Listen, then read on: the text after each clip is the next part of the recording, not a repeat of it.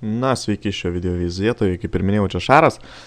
Na, ir dabar parodysime tokią trumpą pamokėlę, kaip gražiai apsikarpyti video ir uždėti šiokį tokį tekstą, ne? Gerai, nebemalkime šūdo, kaip aš mėgstu labai sakyti, gal ir malu tą šūdą, neaišku. Gerai, pradėkime tada, turime tokį video su mano draugė, aišku, ne širdies draugė, tad merginos, jums kelias laisvas. Gerai, nebemelame šūdo. Tai va, galime peržiūrėti tiesiog nuo pat pradžių patį video.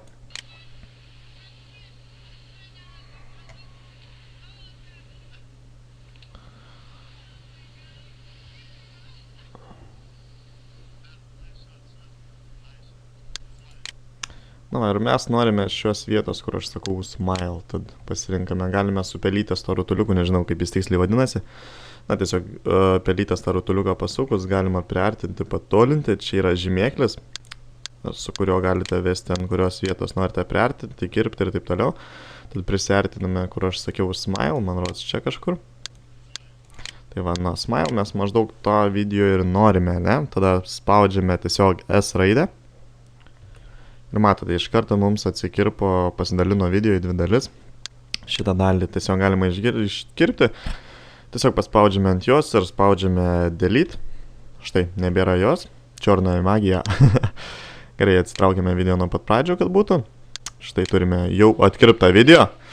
Bet labai nekokybiškas garsas, nemanau, ar mes jo norime. Tai pasirinkame, paspaudžiame dar kartą ant pačio video. Spaudžiame U raidę. Ir matote, jums atsiskyrė tiek garsas, tiek video, jau yra atskiri dalykai, tad galima tiesiog pasirinkus garsą spausti delete. Ir garsas, nebėra, dingsta. Tai va, turime vien gražų kokybišką video, bei gražią panelę, neslėpsiu. Galima tiesiog, dar matote, čia kampučiuose yra tokie trikampėliai. Juos patraukus gaunasi toks gražus įėjimas, tarkime, iš juodo į normalų vaizdą, taipogi išėjimą galima irgi taip pat padaryti, patraukti ir gaunasi tiek įėjimas, tiek išėjimas, tokie gražus, kokybiški. Gerai, ką mes dar norime padaryti, kadangi video be garso tikrai negali būti, tad įsimeskime kokią dainą, kokią aš čia turėsiu tą dainą. Iš kur pas mane Avril Lavigne, nu tiek to, turiu tarkim Avril Lavigne dainą, nežinau iš kur jinai pas mane. Taipogi, garsą galima karpyti kaip ir video, tiesiog atsižymėti tą vietą, kurią norite kirpti, tai ant šito kampo. Ir tada spaudžiate S raidę. Nebėra. Pasirinkate kitą dalį garso ir tiesiog ištrinate. Taipogi, kaip su video, taip ir su garsu, galima jį nufeidinti, ta prasme, kad jis nueitų į tylumą. Žymiai gražiau atrodo, negu tiesiog eina garsas ir dingsta, tarkim. Ir tada jis staigiai užtyla. Labai gražiai gaunasi. Na, bet nemanau, ar šitokį video dar norėtumėm publikuoti, gal tiesiog padarykime jį juodą baltą, tai nueiname video FX. Tada yra čia daug efektų, tad pasirenkame black and white. Presentai čia tokie, va, ir pasirenkame, kiek norime procentų, nu mes dėkime 75 procentus. Juoda balta. Na, gaunasi toks kokybiškesnis, gražus vaizdas. Čia galima dar pasididinti, pasimažinti. Čia jau jūsų vaizduotės vaisius turi būti. Na, va, uždėjome efektą, turime gražų efektą. Galime uždėti dar ir kokį tekstą, ne? Tarkime, jos vardą. Spaudžiame Media Generators, tada einame text, pasirinkame tekstą, na ir užkeliame čia ant viršaus. Atsiranda naujas langas, kuriame įvedate savo tekstą, nu mes šiuo atveju mes įvesime Lavigne. Neleidžia pažymėti kažkodėl. Velniai rauta. Gerai, įsivesime Lavigne. Čia galite pasirinkti tiek fontą, pavyzdžiui, gražesnį, galima pasirinkti ir dydį. Užsidėkime, tarkim, 126, ne, truputį per didelis, 108, va, pats tas. Po to galima nusistatyti ir vietą, kuriame stovėtų tekstas, tarkime, stovės čia mums. Gražiau atrodys, po to galima properties čia pasikeisti spalvą. Na, labai daug dalykų galiu rodyti, bet tiesiog neįsiplėtosiu, nes neužteksim laiko, taipogi čia yra efektai.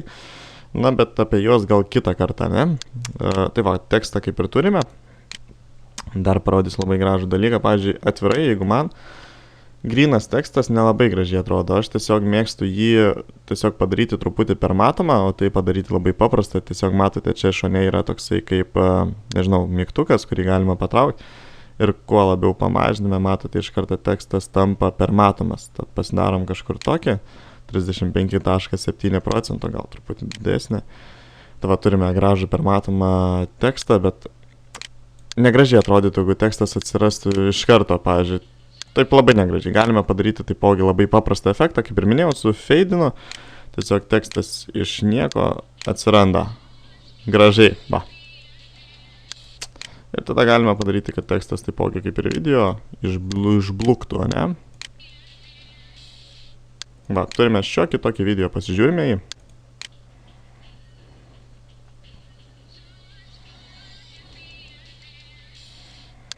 Va.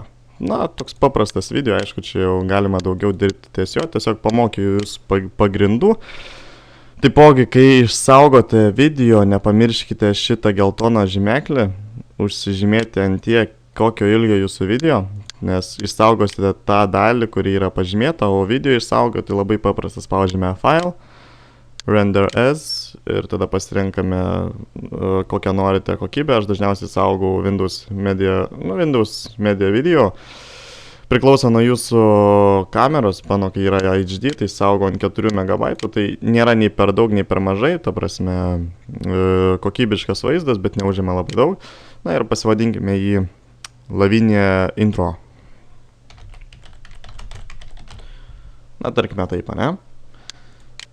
Štai išsaugo.